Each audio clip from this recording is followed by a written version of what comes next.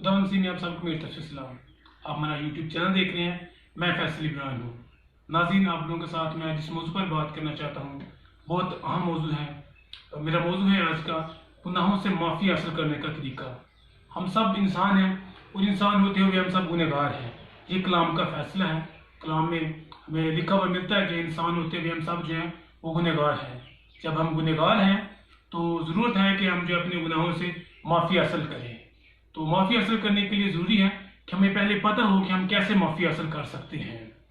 तो सबसे पहले तो मैं आप लोगों को ये बता दूं कि जो गुनाह है, जो गलती है, वो दो तरह की होती है। एक तो वो गलती है जो इंसान होते हुए हमसे गैर इरादी तौर पर हो जाती है। हमारा कोई मंसूबा नहीं होता, हमने कोई प्लान नहीं किया होता, बल्कि वो इंसान होने की हैसियत से जो है हमसे गलती सारजाद हो जाती हैं। और ये कोई बड़ी बात नहीं होती कि इंसान होते हुए हमसे जो गुनाह हो जाना या हमसे गलती सारजाद हो जाना।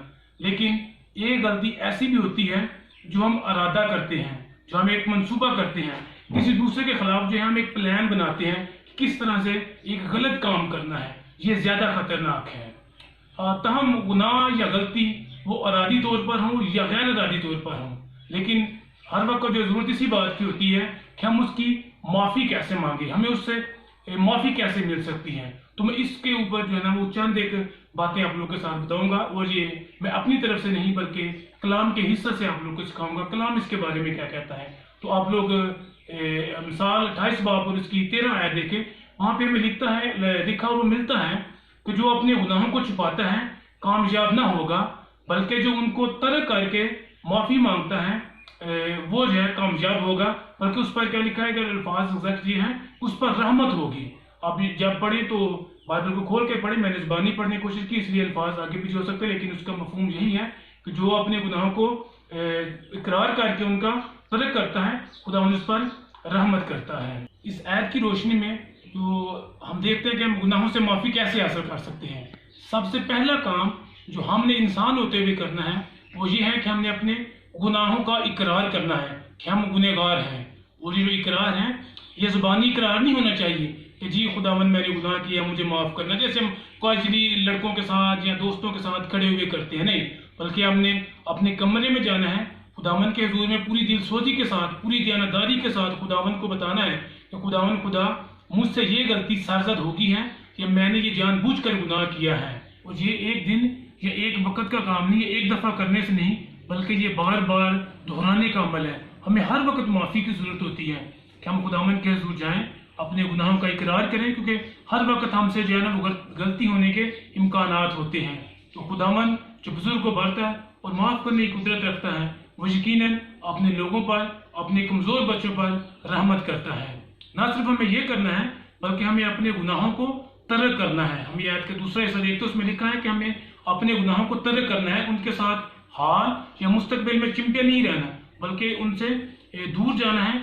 बल्कि यहाँ तक लिखा है कि अपने गुनाहों से कराहियत करनी है, उनसे नफरत करनी है, बदी से हमेशा दूर रहने की कोशिश करनी है। कि अपनी गलतियों का इल्जाम दूसरों पर नहीं लगाना कि फलां ने कहा था या फलां की वजह से मुझसे ये गलती सरजद हो गई है।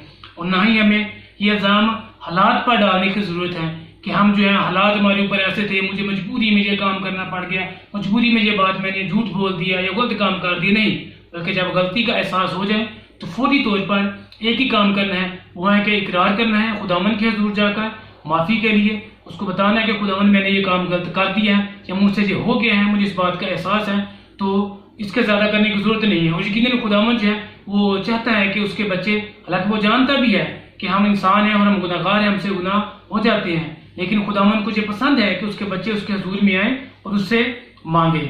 इसी तरह जो है हमें गुनाहों से बचने के लिए अपने उन दोस्तों को छोड़ने की ज़रूरत है, अपनी उन किताबों को छोड़े जो हम पढ़ते हैं, जो हमें ऐसी राहों पर ले चलती हैं जो गुनाह की राहों पर जाते हैं। इसलिए ज़रूरी है कि हम ऐसी बातों से, ऐसे कामों से गुरेज करें ताकि खुदावन के हुजूर में कामल तौर पर चलने वाले बन सके और खुदावन के हुजूर से उस शफकत का, उस रहमत का जो है ना वो फ़ायदा उठा सके जो खुदावन खुदा ने हमारे लिए तैयार किया है, ताकि हम हमेशा की ज़िंदगी में शामिल हो सकें। गुनाहों का इकरार करना, गुनाहों की इस्लाह करना, ये सब एक टूल है कि हम अपने गुनाहों से कैसी माफ़ी हासिल कर सकते हैं। लेकिन असल जो माफ़ी हासिल करने की वजह है, जो वसीला है, वो खुदावंद यीशु मसीह का वो खून है जो उसने सलीब पर हमारी खातिर बहा दिया था।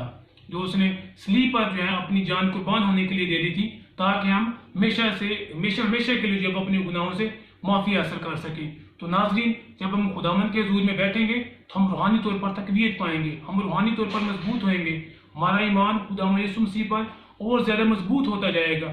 نہ صرف یہ بلکہ ہم دیکھیں گے کہ ہمیں دنیاوی طور پر بھی جو ہے نا وہ کافی برکات ملیں گی، ہمارے روزمرہ کے کاموں میں، ہمارے روزمرہ کی باتوں میں جو ہے وہ نکھار پیدا ہوتا جائے گا۔ تو یقیناً ہماری کلام کی جو ہے نا وہ چند ایک باتیں جو میں نے آج آپ لوگوں کے ساتھ بیان کی ہیں، یہ آپ کو اور مجھے جو ہے وہ گناہوں سے معافی حاصل کرنے میں کافی مدد فراہم کریں گی۔ تو اب تک کے لیے اتنا ہی، اپنا خیال رکھیے گا، ملتے ہیں اگلی ویڈیو کے ساتھ، شکریہ۔